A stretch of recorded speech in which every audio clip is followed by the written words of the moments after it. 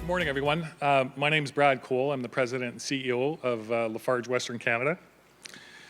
It is my pleasure on behalf of Lafarge to welcome the Honourable Jason Kenney, Premier of Alberta, with Minister of Treasury, Board and Finance, the Honourable Travis Toews. We are honoured in hosting this event at our infrastructure shop, which is one of our hubs in the Edmonton Highway Maintenance crews, equipment, and keeping Anthony Henday safe every day. Lafarge is the largest diversified supplier of building materials and construction solutions in Canada. We also have a long history of helping build better cities and communities in every region of this province. Truth be told, we've been manufacturing cement in Alberta for over 113 years at our X-Shop plant in Alberta. Our company's foundation is a testament to what has historically been Alberta's advantage, a place where growth, investment, and innovation can happen. We hope these critical factors return once again. At Lafarge, we support construction of infrastructure, commercial and residential buildings that people use for every day of their aspects in their lives. To ensure our future success, we are investing in low-carbon fuels for cement production, investing in recycle, and in high-efficiency trucks to deliver to our sites. We look forward to a quick return on those investments in Alberta and look forward to attract people and companies that they want to work in this province, which is open for business. We employ about 2,500 Albertans with well-paying jobs in communities in this province, and we would like to hire more. With that in mind, we look forward to hearing from Premier Kenney and Minister Toews this morning. Thank you very much. Cheers, appreciate it. Thank you very much, Brad, to you and your team at Lafarge for welcoming us here to your shop, and thanks for the good work that you do to help build Alberta every day with a history of over a century in this province. Lafarge, as you said, has a long history here, and it is one of the economic foundations of our province. Your company's growth and success have been fueled by what we used to call the Alberta Advantage. That was the province's long-time and well-deserved reputation as a place to do business that welcomed private enterprise, investment, and thought those things were a virtue to be encouraged, not a vice to be punished. There's proof of the fact that over a third of Lafarge's, there's proof in the fact that over a third of your 6,000 employees nationwide are located right here in Alberta, and I'm very pleased to hear you want and hope to hire more. That's why Minister Toews and I are here this morning to highlight one of the first actions that will be taken by Alberta's new government to get Alberta back to work, to show that we are open for business. The job creation tax cut will be Bill number 3 of the legislature that will convene next week. And subject to the approval of the legislature, I am pleased to announce today that on July the 1st, we will drop the general business tax rate from 12 to 11%, and then it will go from 11 to 10% on January the 1st of next year. It will drop a further 1 point on January the 1st of 2021, and then by January 1st of 2022, the general business tax rate in Alberta will be 8 points. That is to say, 1/3 lower than it is today. So as of Canada Day, Alberta will have the lowest business tax rate in Canada, and by the time we get to 8 points in 2022, we'll be 45% lower than the next highest tax rate in Canada, making this province a huge magnet for job-creating investment that will get our economy back to work. The job creation tax cut, which was studied by two of Alberta's leading economists, Professors Jack Mintz and Bev Dalby, is projected to create at least 55,000 full-time private sector jobs and grow our economy by up to $13 billion, increasing our per capita gross domestic product by 6.5%. That means the average Albertan will be about 6 points wealthier, better off than they are today as a result of the additional job-creating investment from the tax cut that we will introduce in the legislature next week and which will become effective on Canada Day. This was one of the key commitments in our recent platform, which was endorsed by 55% of Alberta voters. Those voters, those Albertans understand that we've fallen behind in competitiveness because of the 20% increase in taxes on job creators, as well as many other tax increases and bigger red tape. We ended up driving away billions of dollars of job-creating investment and going through 4 years of economic decline and stagnation. We need to turn that around, and this job creation tax cut, effective Canada Day, will help to reignite our economy. The job creation tax cut is just one of the urgent economic initiatives that we'll be taking this spring. Minister Toews and other members of our cabinet are hard at work preparing several pieces of legislation which will be outlined in the throne speech 8 days from now. They include Bill Number 1, the Carbon Tax Repeal Act, which will immediately relieve $1.4 billion in taxes from Albertans, reducing the cost of living, reducing the cost of doing business, and it's estimated creating at least 6,000 full-time new jobs. We are taking immediate action to cut the burden of red tape on Alberta's economy by 1/3. And I can tell you that at our very first cabinet meeting 2 weeks ago, we already began that work, and it's well underway. The goal there is to move Alberta from being the most overregulated economy in Canada with the slowest approvals to the freest and fastest moving economy in Canada. We'll also be taking further immediate action to stimulate job creation with Bill Number 2 in the legislature that begins next week. That's the Open for Business Act, which will restore fairness and balance to the workplace, and that will, again, make Alberta a magnet for job-creating investment. These combined efforts are all designed to restore investor confidence and stimulate a surge of job creation. They'll also help to reverse the flow of investment and jobs to the United States that we've seen over recent years. You know, in 2017, the Americans introduced massive reductions in taxes on businesses, making Canada and Alberta much less competitive. We currently have higher business taxes than virtually all U.S. states when you combine the federal state levels there and the federal provincial level here. But after the job creation tax cut of Bill Number 3 is fully implemented, Alberta will have lower taxes on new business investment than do 44 of the 50 U.S. states. We will reverse the flow of investment from going south of the border to coming north of the border to Alberta. This is a message that I spread in Toronto on Bay Street just 3 days after having been sworn in as Premier at a speech to the Canadian Club where I received several standing ovations from that very staid downtown Toronto business crowd in announcing these measures that we will be taking.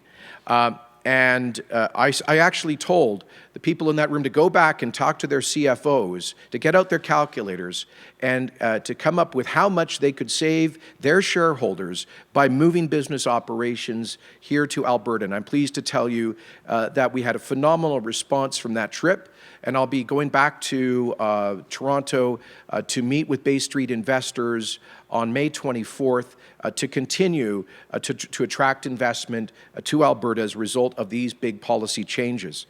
Just this morning, I was speaking to representatives of WestJet and the Toronto-based holding company Onyx that announced a very important investment in that Alberta-based company today. And the representative for Onyx told me that their major investment in WestJet is partly a decision by that company, Onyx, to bet on Alberta after I mentioned the job creation tax cut. So we're already seeing capital respond, investment respond to these policy signals that we are sending to create jobs. So we're here today to amplify this message of Alberta open for business here at this great Alberta company, Lafarge. I want to thank you again, Brad, for giving us this opportunity to spread the message at this great Alberta employer. And I'll now hand it over to our new Finance Minister, Travis Toews.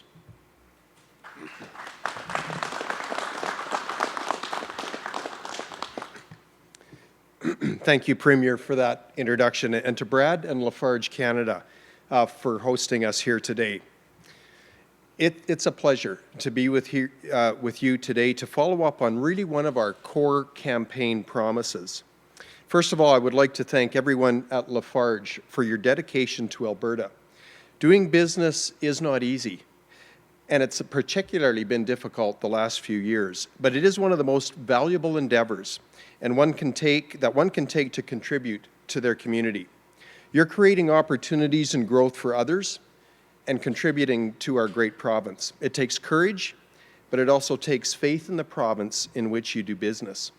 And that's why our first priorities as government are to make it easier to do business in Alberta.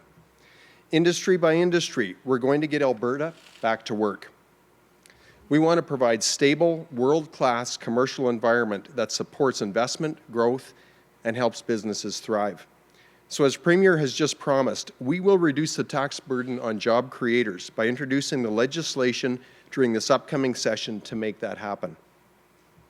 Once passed, I believe the job creation tax cut will help attract investment from across the country and around the world and renew the Alberta Advantage. Soon, Alberta will have the lowest corporate tax rate in Canada, and after gradual reductions over 4 years, our province will be one of the most tax-competitive jurisdictions in all of North America. The job creation tax cut will start to turn the tide and kickstart Alberta's economy. We'll have more details when this legislation is introduced, and I look forward to speaking with you more then. And with that, I would like to invite Premier Kenney back to the podium. We'd be happy to take a few questions. Thank you. Cheers. As I'm sure you've seen, there is a mic to your left. Please limit yourself to one question, one follow-up. Go ahead, Dean. Okay. Morning, Premier. First question then would be Bill 2. You've talked also, will it also include then the new rate, minimum wage rate for youth? And will it The also youth job creation wage, yes. And the new changes to stat holiday pay as Correct. well? And the other one goes on in my mind. Okay. So my follow then is it's a two-parter.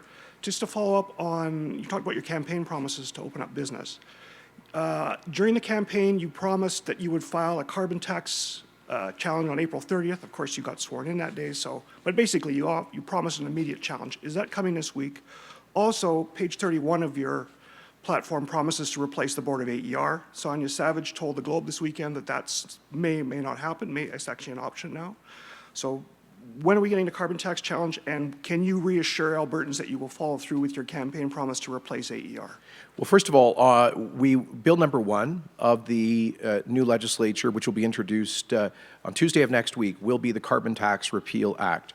And it will be passed with an effective elimination by the 30th of May. So by May 30th, there will no longer be an Alberta carbon tax.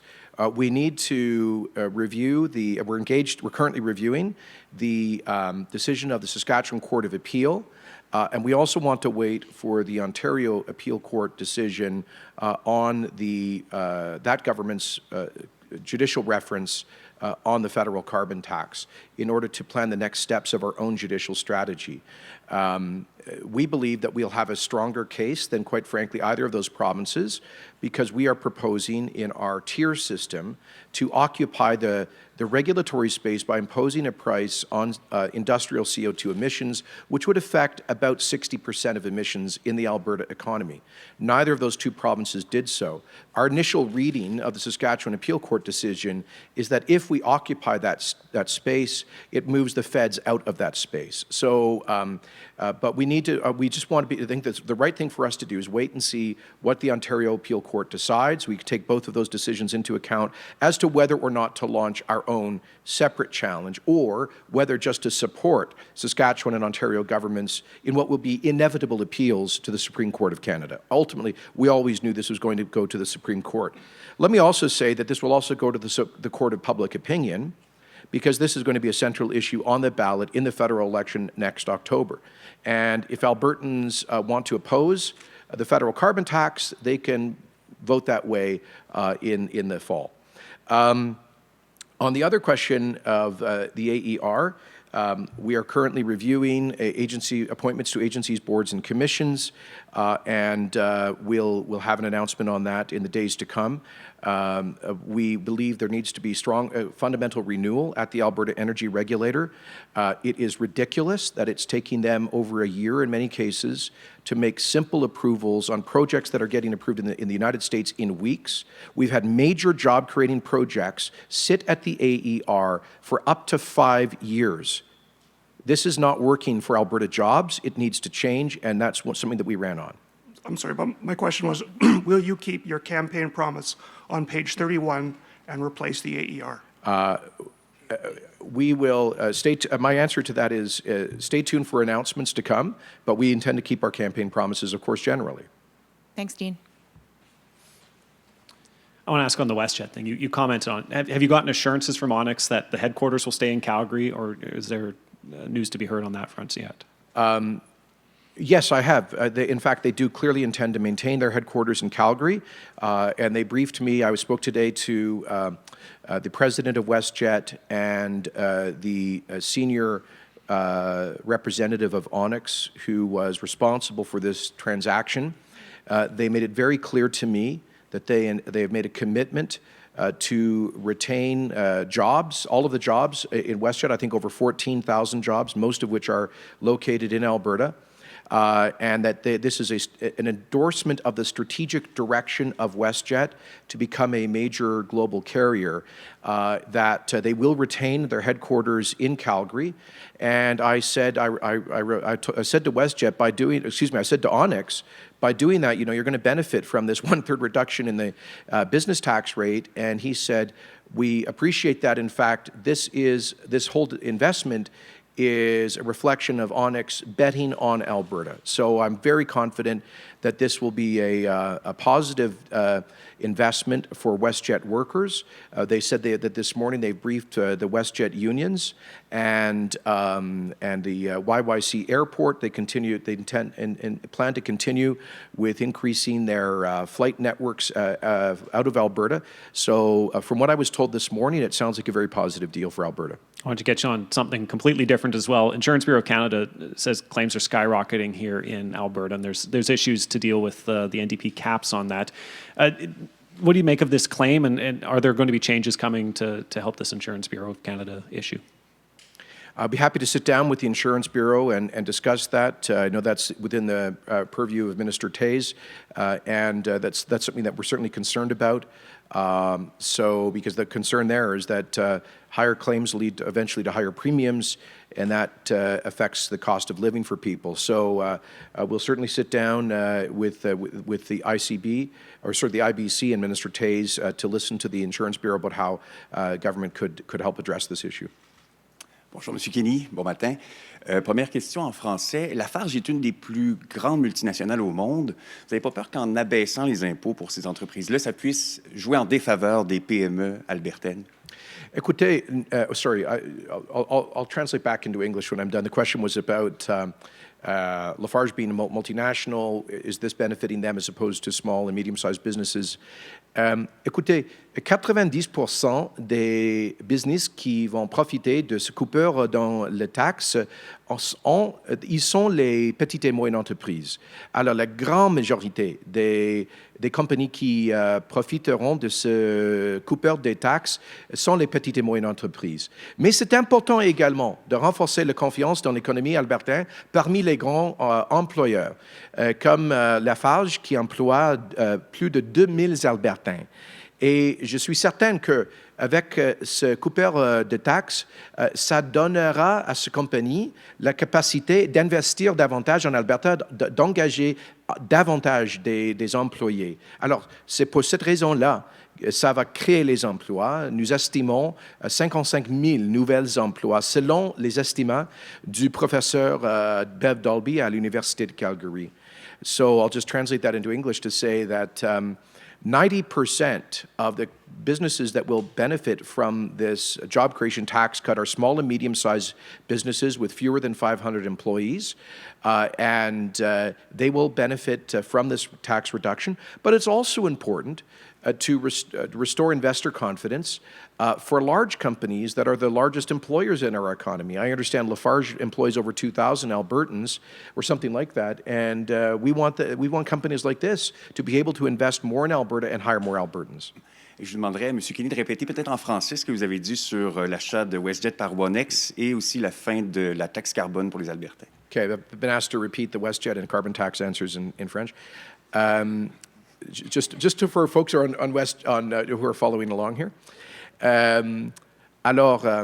Oui, j'ai parlé ce matin aux représentants de WestJet et de Onex, la société de Toronto qui a acheté effectivement WestJet, et ils ont souligné qu'ils garderont les quartiers généraux de WestJet à Calgary et ils vont garder tous les emplois à WestJet qui existent actuellement. Alors, c'est une garantie effectivement de sécurité d'emploi.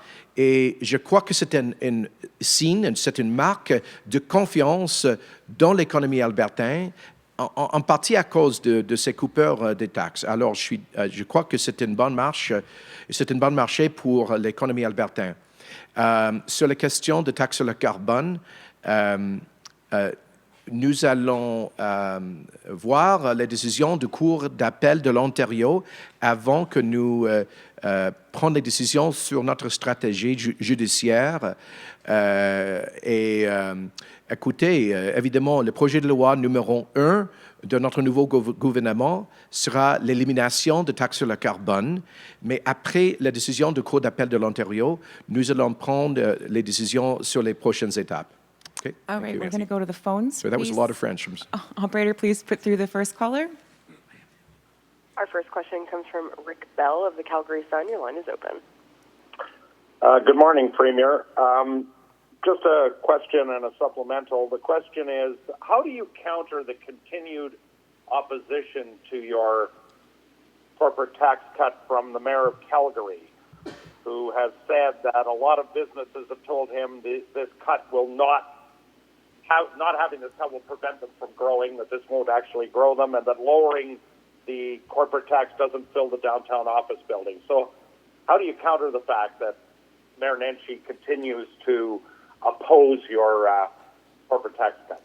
Well, I don't know who he's talking to because the business leaders I speak with are thrilled that we will be the most competitive place in Canada for investment. You know, one of the reasons those downtown office towers were built in Calgary in the last 30 years was because of the movement of businesses, of headquarters to Calgary to benefit from what were the lowest tax rates in Canada.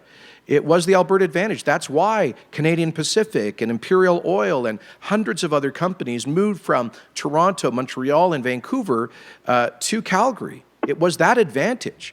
And we need to get that advantage back in order to see investment and new companies locating back in Alberta. It's not just Calgary, by the way, but there's a 19% office vacancy in downtown Edmonton as well.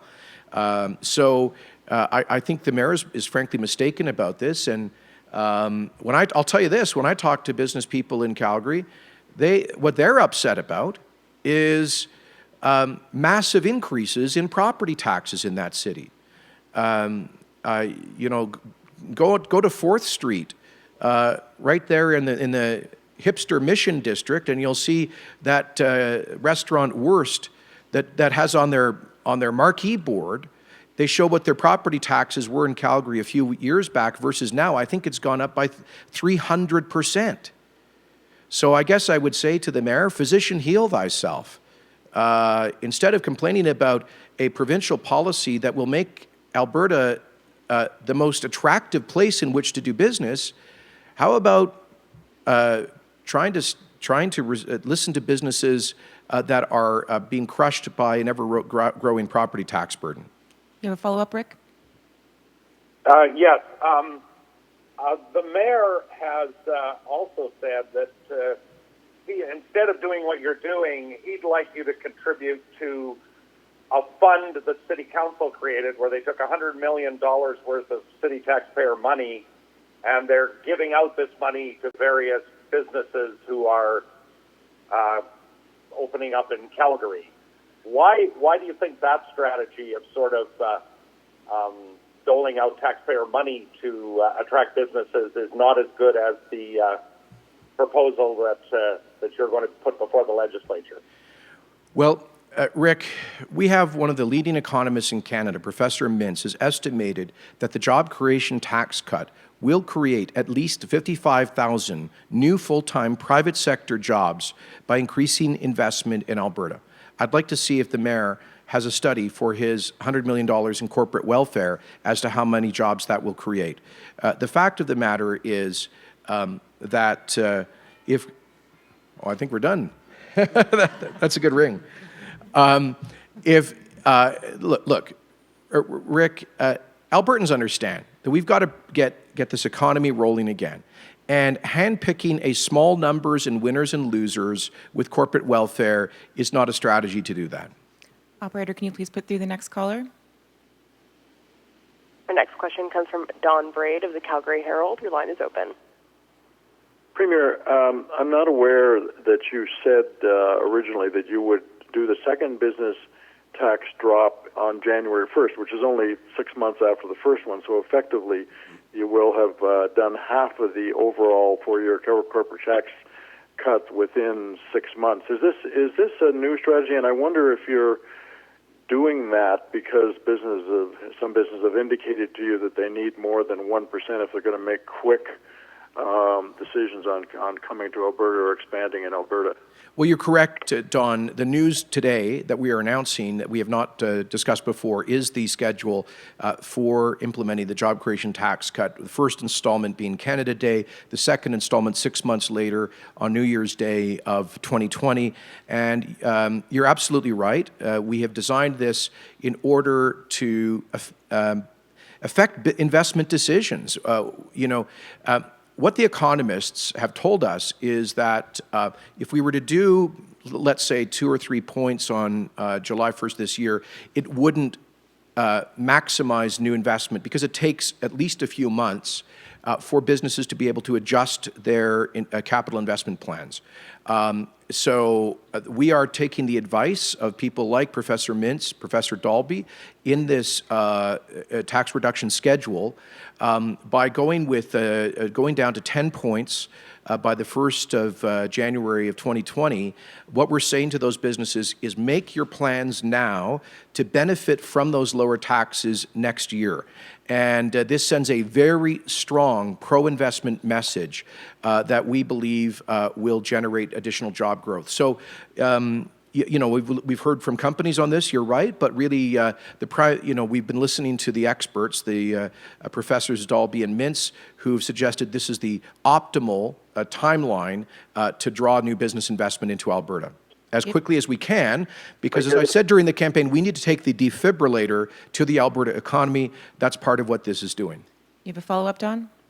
If I could ask a quick follow, does that mean you might, depending on how the performance of the tax is, as it were, move up the others? Like right now, I take it you're saying the next one would be January 21, then January 22. Would you consider moving those up if you get the response you're looking for? I wouldn't rule it out. The Bill number 3 that we will introduce next week will set out a schedule for the 9-point rate at Jan 1st of 2021, and then the 8-point rate January 1st, 2022.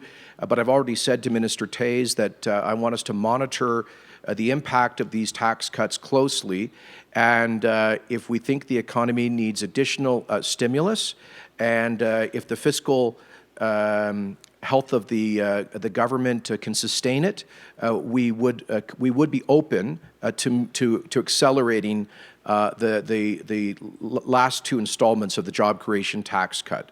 So you're going to keep an eye on that, Travis, right? Absolutely. All right, we'll go back to the floor. Go ahead, Rick.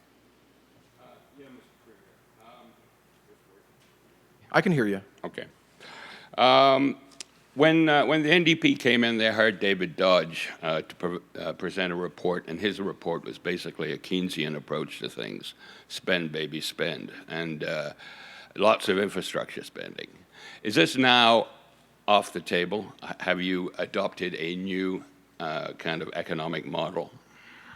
Well, infrastructure spending is not off the table. We're going to continue to, with essentially the NDP's infrastructure budget, subject to the advice that we get from the McKinnon panel about the province's fiscal health. But built into our platform's fiscal plan is a very robust infrastructure budget of, I think, going down to, I think, 3.6 billion in the out years on capital spending. Now, Premier Notley said to me when we met 2 days after the election that that was her fiscal plan. She said that the Dodge recommendation was to increase capital spending, infrastructure spending in the midterm, but to go back to historic levels in the out years. So that's what our fiscal plan is predicated on. But Rick, I would just add this caveat.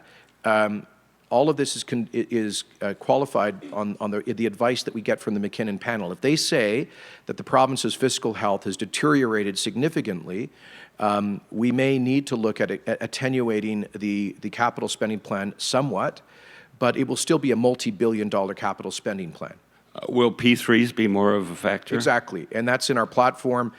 We think in the long run, the way we can get more job-creating infrastructure to make Alberta's economy more efficient is through more public-private partnerships. The NDP was ideologically adverse to this, which I think was a missed opportunity.